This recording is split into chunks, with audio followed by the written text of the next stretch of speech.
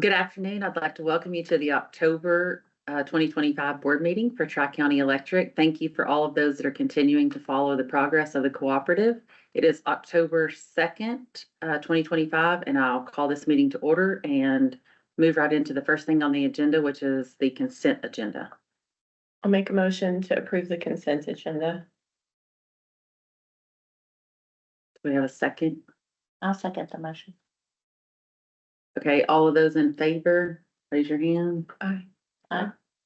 Any opposed? So motion carries 5-0. So, all right, thank you, Summer. So the next item on the agenda, key budget planning assumptions for 2026. And I've called this no contingencies.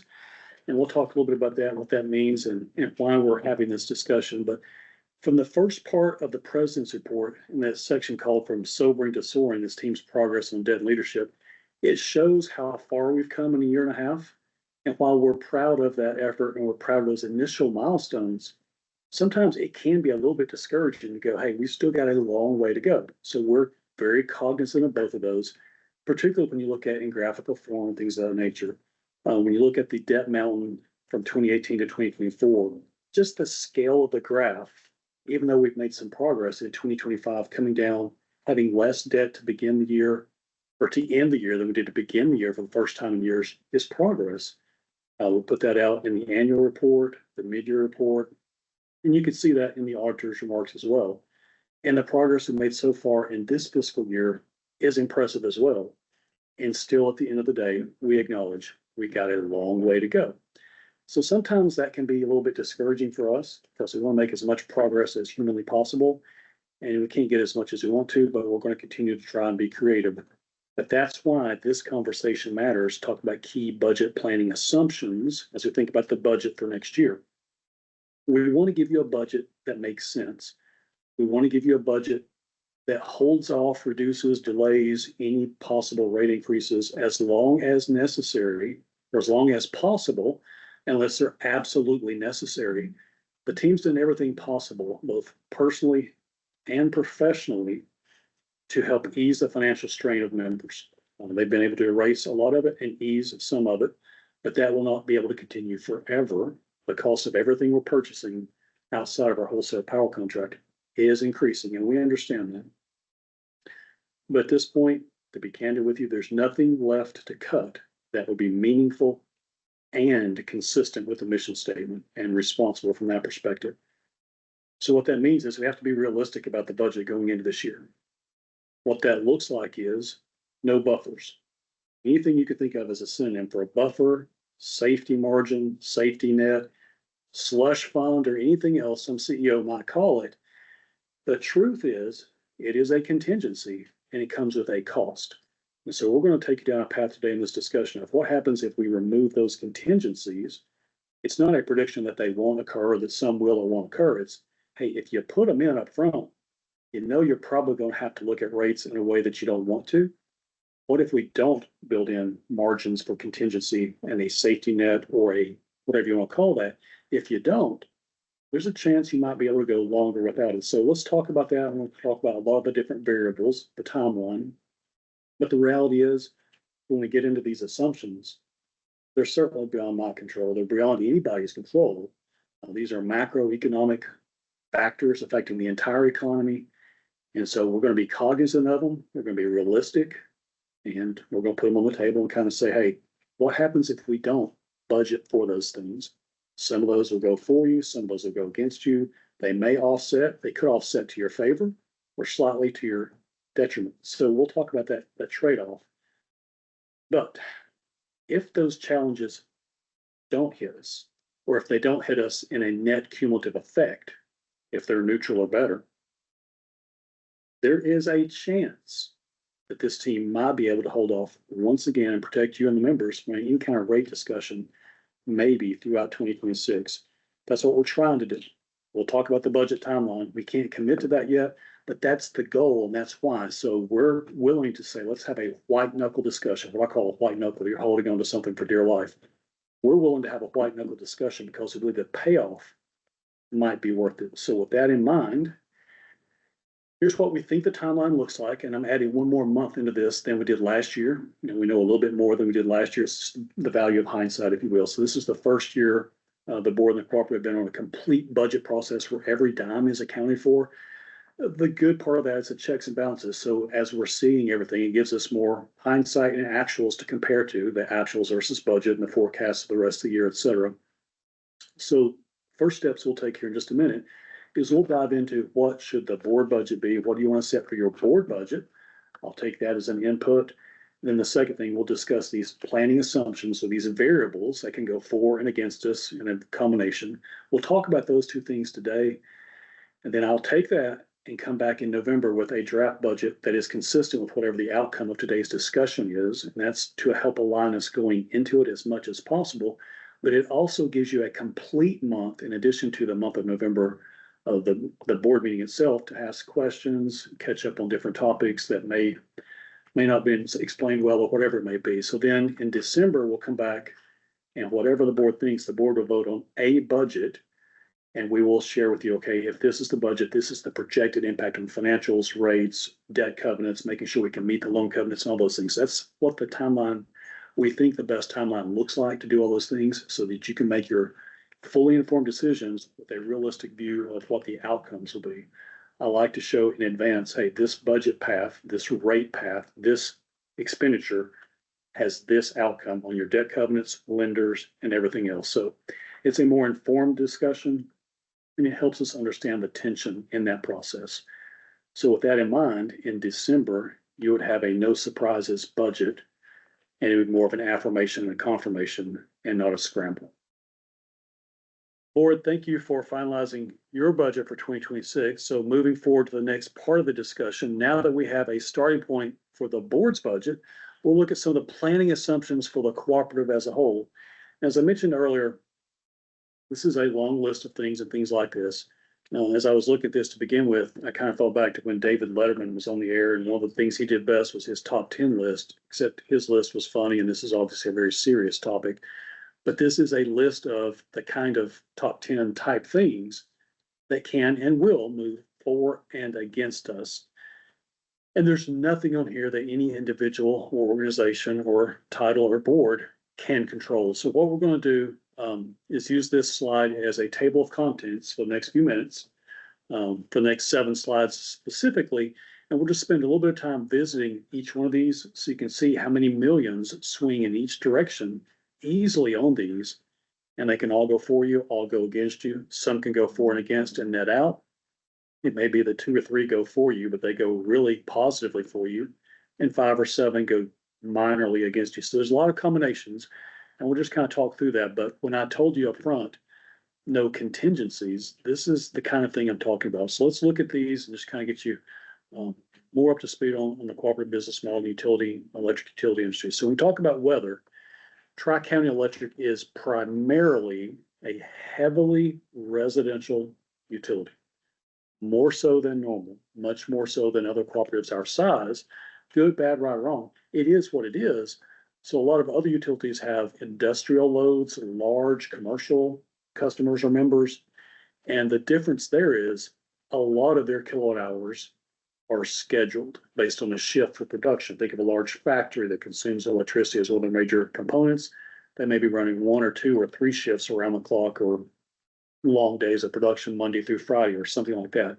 The point being, the more of that you have, the more of that can be scheduled. And it diversifies some of the weather impacted load that we have. We are almost a very, very, very high percentage. I won't say a number. We're extremely highly residential by contrast, which means our members' consumption is based on the difference between the temperature outside and the temperature they want to be inside. Good, bad, right, or wrong. You take that major building block and then you build in the fact that we live in one of the hotter regions of the country. So people in this region are going to consume more kilowatt hours as the distance between the outside temperature and the indoor setting is set. Unlike our credit cards, we have to swipe it or sign a keypad every time it's used. Here, most of this consumption is members automatically set, and it's consuming and transacting every hour based on how much that HVAC is working. So as you think about that, and you think about how much of our load is HVAC and members' consumption is for their heating and cooling, So one of the reasons why we're doing the energy efficiency program this year, that pilot money using the state funds to fund it, not member funds, because that's the biggest bang for the buck to help them save money, make sure the units are operating efficiently. We're working really hard proactively marketing that to allow a qualified HVAC corporation, technicians qualified, to get out and do that work for them. So hopefully everything's working well and they can save money there. But when you think about weather, what we're talking about here is cumulatively over the months, how hot and how cold it is. We have long summers. We have hard winters when they come. I hear there's a spring and a fall, but if you blink, you miss it. I get the idea, okay? So homeowners in this region just consume more kilowatt hours than in a lot of other regions of the country. So to be candid, if any of us could predict the weather, especially the cumulative effect, it's not necessarily just a 95-degree day. It's a 95-degree day when you've had 2 or 3 other days in the mid-90s right before it. That cumulative effect is really pronounced here. You can see it build on our load charts, and you can see it digress in the shoulder months. It builds up and it stays there, unlike other parts of the country that can cool off quickly and you get some residual cooling overnight. That's not the case here. So unless we know 8,760 hours worth of weather, it's going to continue to be us and other utilities higher and lower on any given year, affecting the consumption our members are buying, affecting the consumption we're buying off the wholesale market. So it is what it is. I'm happy that we're highly correlated from a wholesale retail perspective now, starting January 1st of this year. You know, if weather is good or weather is bad, it's not as critical to the cooperative because we have locked in our power supply. It is critical to our members how much they consume, but that's not a critical planning assumption to try to plan for that gap. We don't have that risk this calendar year through 2030, as we've talked about in the past. So because we can't predict the weather a year in advance, this is going to be something that swings margin, swings consumption, swings wholesale cost, millions of dollars each and every year. Now, weather is not to be confused with storms. I know in layman's terms, it sounds like we're talking the same thing. No, these are not semantics. When you think storms in utility world, I want you to think of wind and I want you to think of lightning, mostly. Yes, ice storms occur, and we certainly understand that in the Texas region from a few years ago. But most of the time, I want you to think about wind and lightning. In a perfect world, in a time not too long ago, Federal Emergency Management Association, FEMA, was a vehicle by which electric cooperatives could go get relief from storm damage when a disaster was occurred in a county. Even then, it took a couple of years on average to get the money back.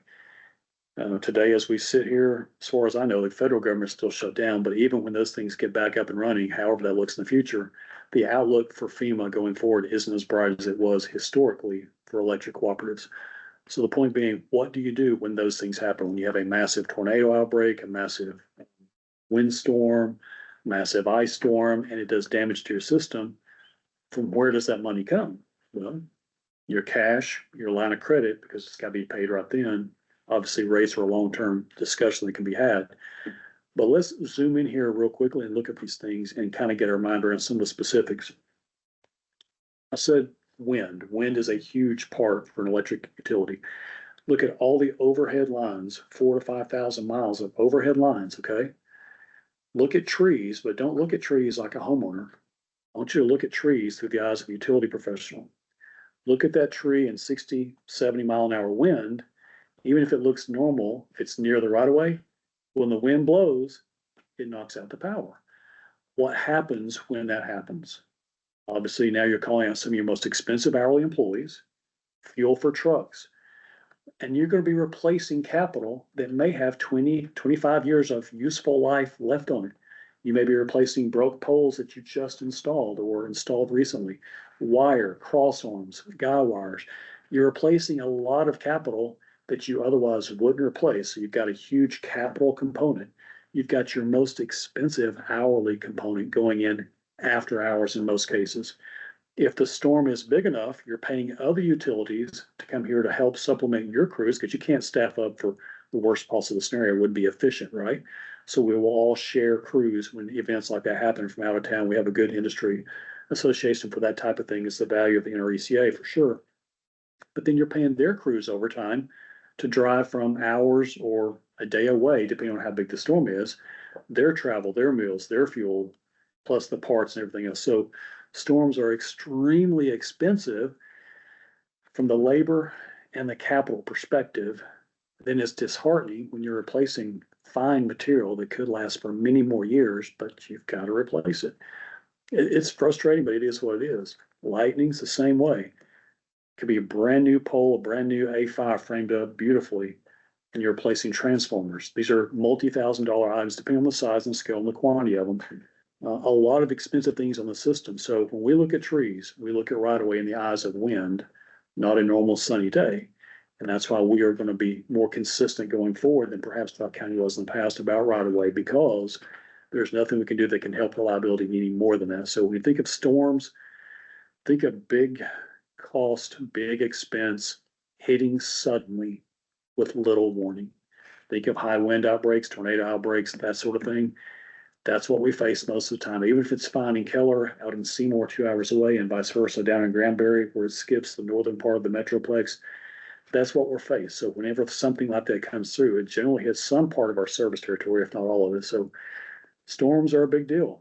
What's a lot of storms? What's a few storms? I don't really want to be Jim Cantori. I'm not getting into the weather thing. I'm looking at dollars. I mean, from this perspective, from a budget planning, I'm looking at what's the dollar damage. Obviously, we care about the member impact, the reliability, but for your budget, we could build in a huge buffer for storms and go, okay, well, at the end of the year, we look favorable compared to budget. Well, that'd be galactically stupid. That'd be irresponsible, correct? So as we look at this and go, okay, what are we going to do next year for storms? We're going to plan really lightly. We're not predicting they're not going to come. We know they are. We're just going to plan lightly for storms and plan unfavorably for weather and be very realistic.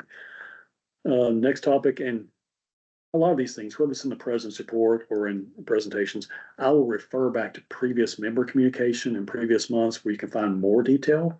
I don't want to retell the entire story, but if I can just hit some of the key points here. This is another thing we've talked about a lot in the August meeting. We've communicated to the membership about subsidization last summer in our current conversations newsletter, so I don't want to redo all of that. But there's a few big developer deals still out there, some that go out through 2032, and they've got the rights to millions of dollars. And we don't know when they will spend that, but we know they will spend it. And they may spend it at different rates. If interest rates go low, if the housing market picks up higher, if it gets hotter, if more people move here from the West Coast, there's a lot of things driving how quickly those developers will continue to expand. And Tri-County's on the hook for a lot of that. Now, that's the strategy of yesteryear. I say strategy in quotes. That actually was a strategy as purported, but I don't understand the definition of the term if that's strategy. It is what it is. It's fixed. It's done. We're moving forward. But what we don't control is the speed at which they build. They've got until 2032, so they've got a 7-year remaining call option. They could build most of it in 26. They could build most of it in the last year. They're pretty good at it. They could build it ratably through there. If they went really, really fast, obviously the board would have to make some tough decisions, and the board decided to go with a line of credit should that occur. We built in an amount in the budget, but we could be conservative and put it all in the budget. Well, if we did that, it forced the budget up to, is that a realistic level? And if it happens, then what do you do? So again, we're going to try to go with the bare minimum we think could get by with. Not that we're forecasting that, but hey, if we put it all in there, the budget will be so heavy, it would force you into discussions we don't really want to have. So while that was the historic strategy for a number of years, it's not now. Starting last summer, we've already talked to membership about in newsletters, we're not doing that anymore. These were deals that were already done. Okay, so they're already done. We haven't been doing any new ones, but that's part of the benefit of having that tight budget process to see everything coming in and going out. And that's actually how we found this and uncovered it last summer. So it could speed up, it could speed down, but there's millions at risk on that particular topic. And again, you can refer back to the August meeting for more details about it and member communications from last summer. Another thing that can go for or against us, more or less, we have two types of things that I'm going to use a loose analogy here, like a dividend. So from lenders and vendors, we have two primary lenders. They're cooperative lenders that lend to us and other utilities like us. And based on two factors, how much we have borrowed and how good their business is, they give something like a dividend, like a capital credit. You can think of this like an old-fashioned credit union, which back in the day, I get to say that. Now, back in the day, a credit union, they didn't used to pay the interest rates a publicly traded bank or financial institution would, but about once a year, based on how profitable their business was, they'd declare a dividend and it kind of made up that gap. Well, it's the same thing here with these two lenders. For the last few years, this amount has hovered around $3 million. Okay, that's great. That's kind of something we can use, but that's what it's been. But it's also partly not under our control based on the economy and how profitable their business is in other lending regions and things of that nature. The second part of this vendor is I'm primarily talking about one large one, the transmission provider. We're part of a cooperative with distribution cooperatives that manages wholesale transmission. Similarly with them, based on the margins they earn over the year, that goes back to us member owners, because like the credit union concept, that's our margin, if you will. And in recent years, this has been 9 to 13 million. If you refer back to, I think it was the August or September president's reports, I'm not sure how sustainable it is at that level for very long. I'm confident it's coming down. Nobody can say how fast and how hard that's coming down to what levels. So I think it'd be irresponsible for me to plan on it being the same level next year as it was this year. So we could say, well, 0, that's a conservative number. Well, yes, it is a conservative number, but we think it will be something. So that's not really the best point estimate. I know all these variables will be wrong. My goal is to get them as close to realistic as possible. We are not padding the budget with fluff so that at the end of the year we go, well, we compared favorably with budget. So next topic, interest rates. So a couple of things going on here. And again, I'll refer back to some communication from last year, particularly in the fall member communication. We talked about the Storm Uri debt. We'll talk about other debt. With the Winter Storm Uri debt, that was originally in 8 loans. Several of those early loans were at variable rates of interest. Due to the work we did last year, we saved the cooperative a lot of money and we got rate stability. From that, we're no longer exposing members to variable interest rates on that Winter Storm Uri debt. That's set so we can breathe easy from that perspective of not being exposed to that and that breaking a budget. On the non-Winter Storm Uri debt, you're looking at the lines of credit, 2 lines of credit. We often say the line of credit, it's both lenders' contribution to that.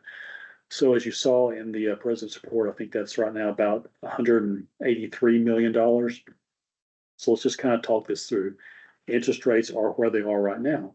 For every 100 basis points, that's an extra $1.8 million up or down.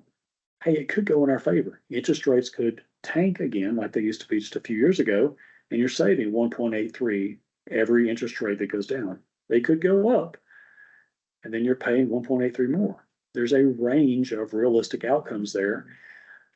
As we get to the budget, I'll share with you what we're thinking, but we're keeping it flat. We're not going to gamble or bank on interest rates going to 0, and that's how we're going to make all this work. And magically, it's all going to math out. No, the math has to math, and we're going to kind of put in there kind of where we are now and not forecast. We're going to have a huge run up or a huge run down. While we can't control the interest rates, obviously the decisions the board make to govern themselves, me, rates, and debt, that's right there in the board's wheelhouse for sure. We're working very hard and committed to reducing the overall amount of debt. We're making progress towards there, not where we want to be, but we're making progress. That will also help this. It's going to take many bites over time, but that's the best thing we can do from this perspective. But we do have some interest rate exposure for next year that can go for and against us, just like the variables before this. So let's get back to the bigger budget perspective. If the total budget's 500 something million, the lion's share that obviously goes to purchase power, wholesale power. It's not our business. We're not a transmission cooperative. We're not a wholesale power cooperative. On the distribution side, that leaves about 200 million of that for us to run everything. Our trucks, our gas, our materials, labor, everything, the budget we just put together for you guys. So that's what we've got at risk. Just about everything we purchase is more expensive this year than last year versus the year before and the year before and the year before. You get it, especially in our industry in the COVID era in 2020 and beyond. Steel, copper, and trucks are crazy. I remember it was only about 5 years ago, you can get a bucket for $250 and now $350, $400, depending on what you put on it. it is what it is. So let's do the same exercise there for that 200 million. Think about the interest, the inflation effect, excuse me, I said interest. Think about the inflation effect of 1% more inflation on 200 million.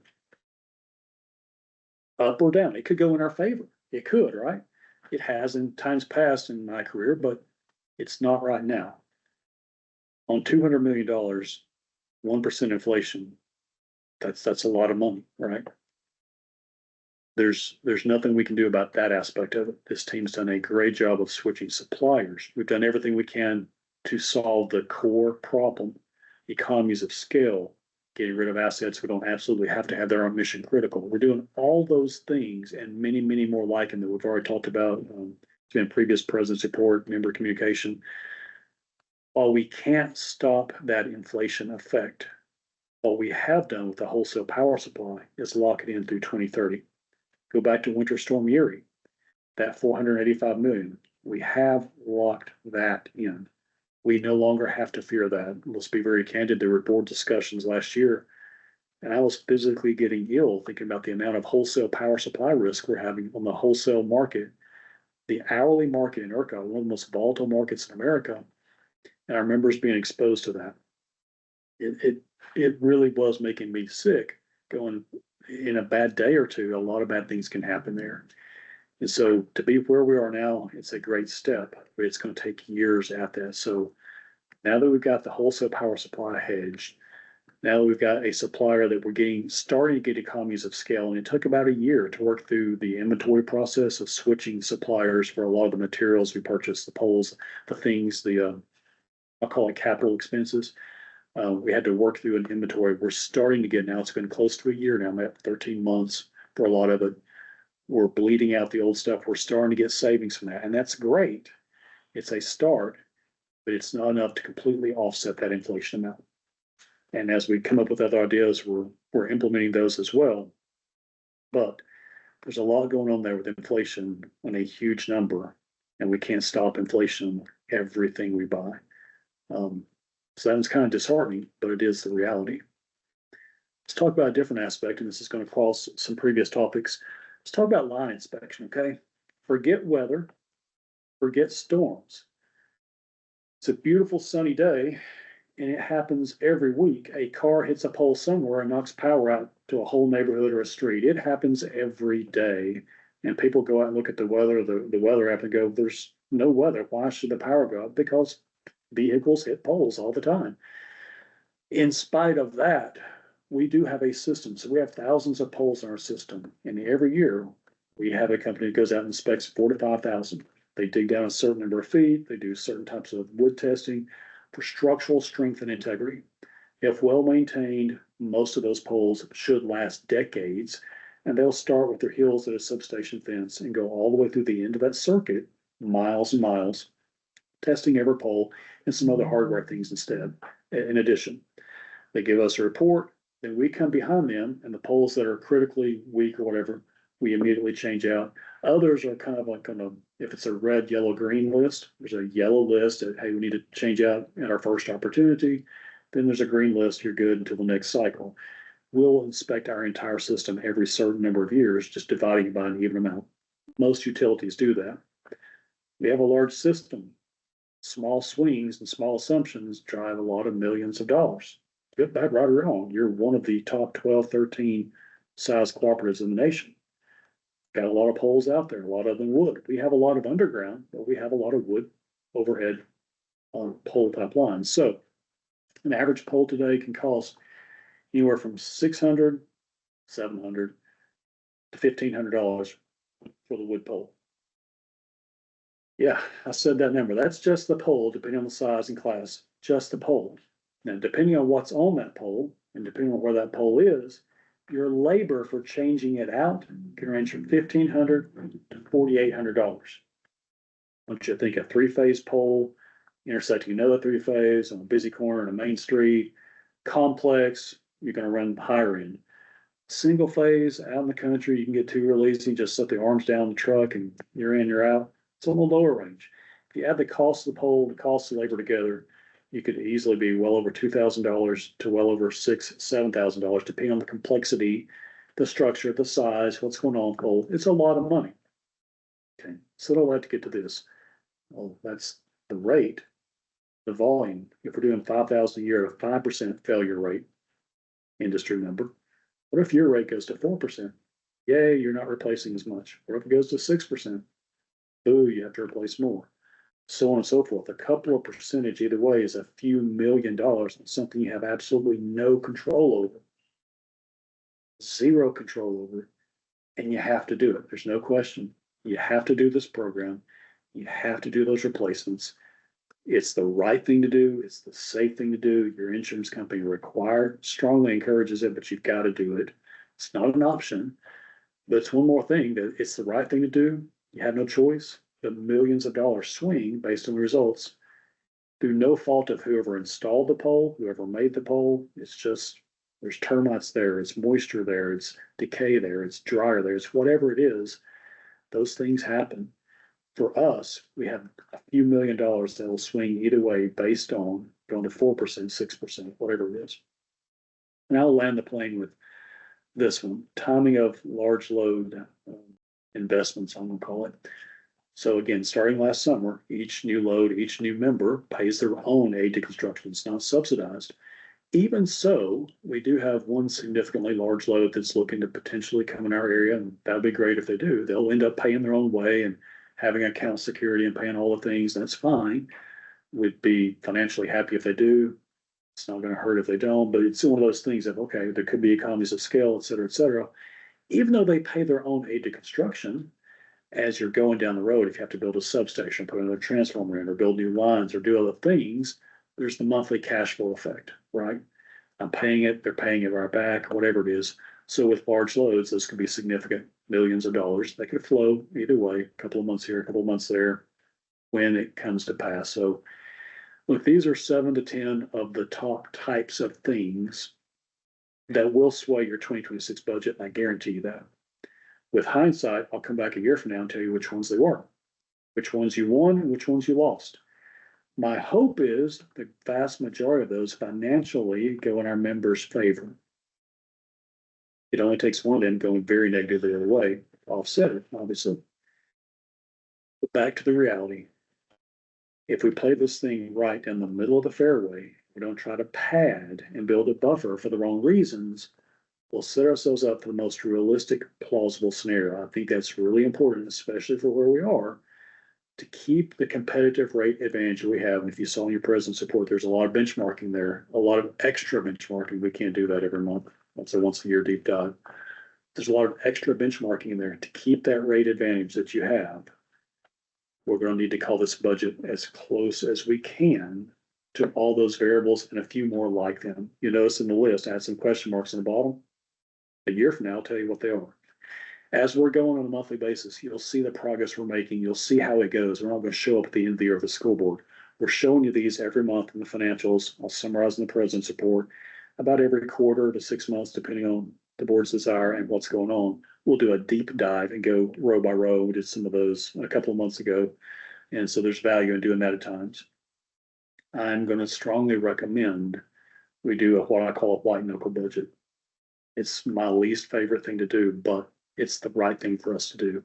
If we don't, and you build a buffer in for all of these, you're going to have to take a vote on rates here to pass a budget. If we call this like it could be, knowing that you're going to be wrong on some of these, there's a chance we might get through most of 2026 and be able to defer as much rate action as possible. And we'll see how it goes, and we can delay that, defer that as long as possible, and minimize the impact to members. So that's my recommendation. Now's your chance to tell me, no, don't do it. Build a buffer in for all of them. I'll come back and I'll show you the difference. So does it make sense to not build a buffer and see how close it is? We'll monitor it monthly as we go throughout the year. And if they start to move against us, we'll start having hard discussions then versus now when you have months to go and they might not go against you. Make sense? If so,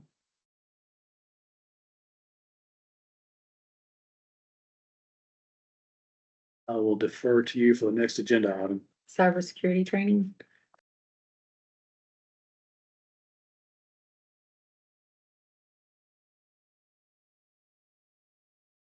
Each of our lines of credit have a life cycle. CoBank is a year. CoBank is the lender that also facilitated the Winter Storm Uri debt, those 8 loans, as well as our line of credit with them. CFC is every 2 years, and ironically, CFC's 2-year extensions coming in late winter, early spring. I'll have the same type of thing on here next February, March, probably for CFC. CoBank is the renewal. So I'll answer any questions you got, but this is something they do with all their cooperatives. It's the annual renewal. It's not a negotiation. We either renew it or we give them $66.8 million. So I put a recommended motion in board effect. I don't know that I had to bring this to the board, but I choose to. It's good coverage. It's good communication. So we renew it or we don't, but that's a lot of information. I realize this is y'all's first bite at CoBank and CFC. Those are the 2 lenders. And we get fairly aggressive rates from them. And when they have margins, they often mail us a dividend type of check, if you will, once a year. What questions do you have about before you decide what to do or anything? Any background before we get to the nitty gritty? When you renew one of those, do they free up all the fees relating to the? The line of credit is much like your credit card. There's an interest rate on it. Right now, it's hovering near the 7 range, 700 basis points. I'm talking about just the I know you'll fees for try to the. explain it. Okay. It's just a renewal. It's the same old terms. It's not going to be wholesale different. It's around the same interest rates. It's tagged to, I can't remember. I have to go back to our member communication. It may be a LIBOR plus something or something like that. It's the renewal to say, are you credit worthy? And this is, I sent you all a note in this or the last president's report said they're not even going to interview us this year. They're good based on those financials. This is the follow up to that. So it's kind of encouraging that a lender is saying, y'all are good. We don't need to groom you. So I do need a motion like the one in board effect to say, yes, renew it. I'll make a motion to proceed with the renewal with CoBank. Okay, do we have a second? I'll second. Okay, so everyone in favor, raise your hand. It's an easy thing. So 5-0, it passes. With your permission, we'll touch on the next agenda item. So we have special election, a timeline update. So I'm going to give you some key timelines, some periods of time on the timeline that is quite frankly an aggressive timeline. So I'm going to paint for you guys the best possible scenario and go ahead and highlight some areas where, as a board, if you choose to deliberate more, which is obviously you're encouraged and you're right to do, what it does to the timeline. So I'm happy to show you both sides of the equation, if you will. But there are some key periods of time in this timeline that we have to build in. So I want to make sure we do a good job communicating that. And this has been discussed with Lee and certainly with the chair and others. But one of the things is the Credentials and Elections Committee. We certainly owe them some opportunity for feedback, this being their first year already with you two coming on board. Even though it wasn't a contested election, it was the first year the ball was completely passed to them with a set of rules from the board. Here are the rules, policies, et cetera, timelines, all these things, which is on the website for transparency. It was their first year to act as that referee, if you will, and kind of get used to what does it look like, how does it work, and that sort of thing. So we have promised them when that process began months ago, almost a year ago, that after the first time we'd sit down and have a post-op and let them give us their feedback, things that concern them, et cetera, which we're going to be happy to do. And we've already got that scheduled tentatively. We've reached out to schedule anticipating tonight's discussion. That when combined with, fact is, since the board approved this in August, we are 2 months later. So we are where we are. I'm going to try to pick the ball up from here and say, what does it take to get to the special election the board said to go to? And what do we need to do? And what are the big objectives and milestones between now and then? So I'm going to kind of do this in the form of, here's where we are. In August, the board said, go forward, let's make a special election. There was key language to the effect of the necessary documents for a board consideration of a special election. And I think the intent was at that time, hey, we've got the bylaws and we've got all the other documents that point to the bylaws or linked to the bylaws or a reflection of the bylaws. They've got to be consistent. And that's really the election policies, procedures, timeline, that committee, everything they have to go by to officiate a clean race has to be consistent with the bylaws. So the bylaws have to be first. Recently, I've agreed to step in and help do some of the benchmarking, get some of the documents going and get them before you as quickly as possible with the help of your board attorneys, some industry associations, and other things for purposes of benchmarking. And we'll talk about a little bit about what that looks like. So that's kind of how we got here. What the next steps are, regardless of that, is okay, where are we now? Now we're in October, when I actually wrote this last week. We're in September. So the board attorney's already given us a section 4.9 of bylaws, some language to include there. Great. She's an attorney, we're not, so we're going to take that and insert it in there. Your bylaws are this long, this many pages. There's other things as well that have already been alluded to tonight that we want to kind of tighten up, or at least get you comfortable if you want it to be this way or whatever it is. We also want to present a clean red line version of the entire thing to minimize the confusion, the gray areas, et cetera. So there's a lot of work on a lot of different things to be done there. Benchmarking with the attorney, industry associations that represent a large number of cooperatives, and everything else. We are going to get that done in the month of October. And what that looks like is in the month of October, before the November board meeting, I'm going to get you a red line Word document. Good, bad, right, wrong, on a lot of different things. My expectation is the board would look at that and see which things they like, which things they want to go this way or that way on. There's going to be pages of things with red lines and comments of, hey, here's the two most common factors, blah, blah, blah. The board's got to decide on whatever it is that may be useful information. I expect the board may do some type of page flip where you kind of sit down and you kind of start at the beginning and kind of work through. I'll be available during that discussion, but some of these things affect things in other pages. So by going through it from front to back, I'll be very familiar with, hey, fine, if you want to change section, whatever, that's also linked over here. And so we may jump over there and come back to it. So we'll do that and have it to you to begin looking at for the November board meeting, which means I'm crossing a couple of things at the same time here. I've got to get credentials and election committee feedback, maybe anywhere from 1 to 3 new members on that committee after tonight too. So there's a lot of things going on there. Those new committee members have to go through an orientation of what the rules are now in 2025 and 2026, not what they were in historic years. So there's some members on there that are already familiar with a lot of this, but whatever you do here in the next month or two will impact those documents for what the election looks like and everything else. So whether we're talking about a special election or the regular election next year, all of that will be embedded in the bylaws that you wrestle with and eventually get comfortable with something on. If that was a one shot and it was successful and you complete and pass bylaws by the November board meeting, then I will bring back all the other documents in red line form, kind of in pencil, if you will, for you to consider a package of all the other documents. And you can kind of see for yourself what these are. They're on our website, on the Credentials and Elections Committee. There's probably half a dozen red boxes down there. You can click on each of the different forms.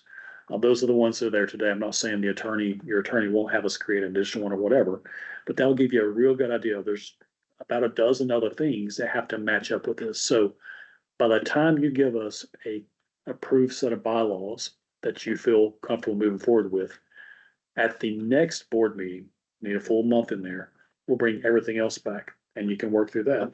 You may also approve those in 1 month, or you may want multiple months to evaluate those based on other factors like we talked about tonight.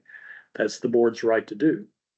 From the time the board approves those documents, the election committee timeline, all those things, then we're ready to start communicating to members. And now you're looking at December, January notices, even if we're doing them electronically and not using survey and ballot systems for all the expensive thing or the magazine for the expensive things. The most aggressive timeline I can see to get you to an election is probably February, March, giving potential board members the opportunity to get their information, to get their signatures, if that's still a requirement, which I anticipate probably would be, to do their things as well. So there's committee actions that need to be done. There's staff actions that need to be done for decision and governance where decisions have to be made.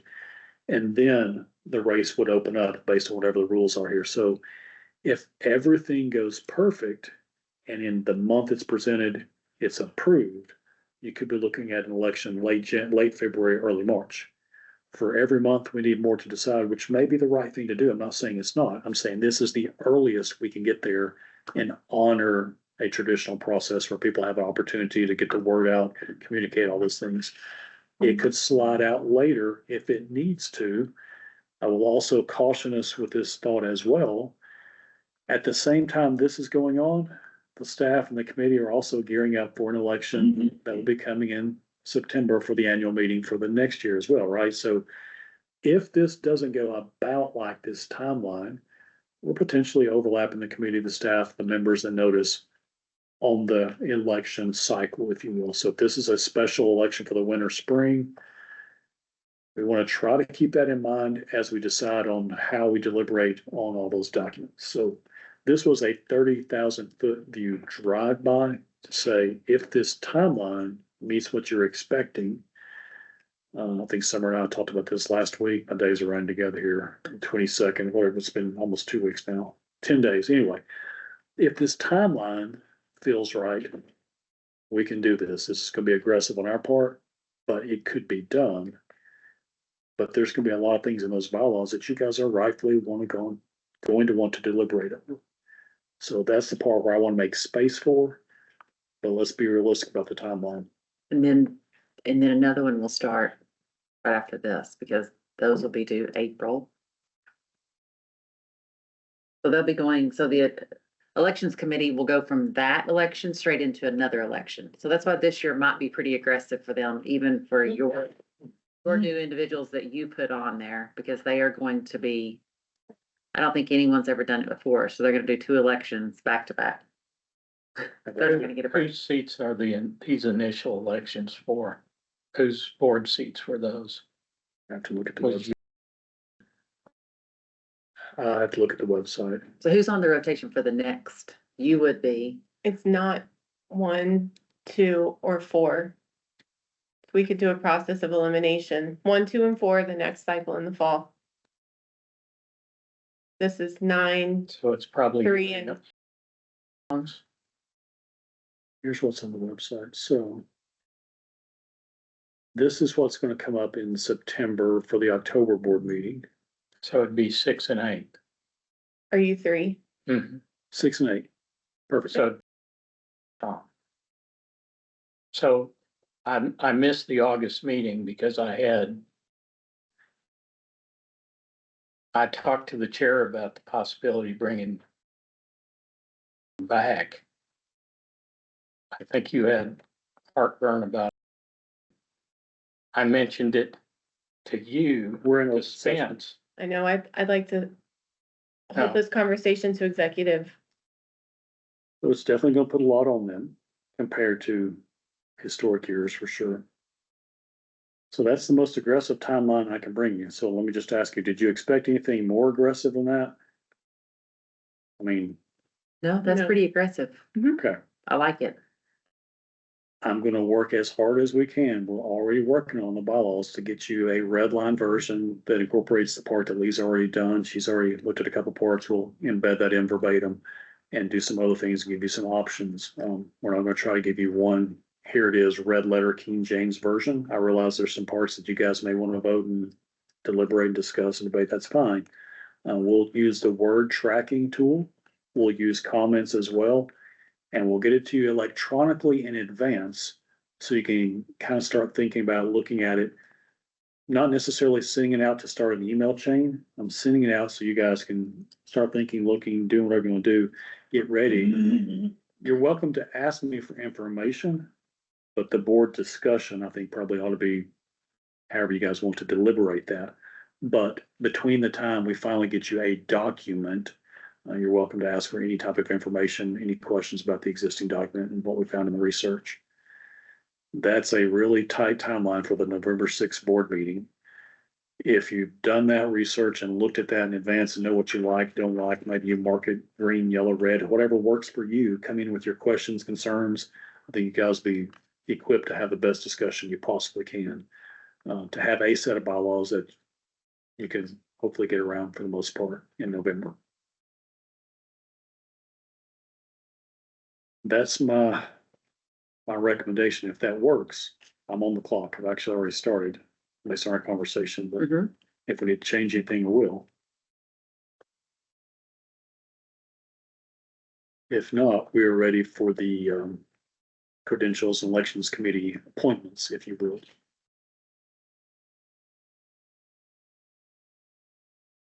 Okay, so now we can go into board officer elections on the agenda.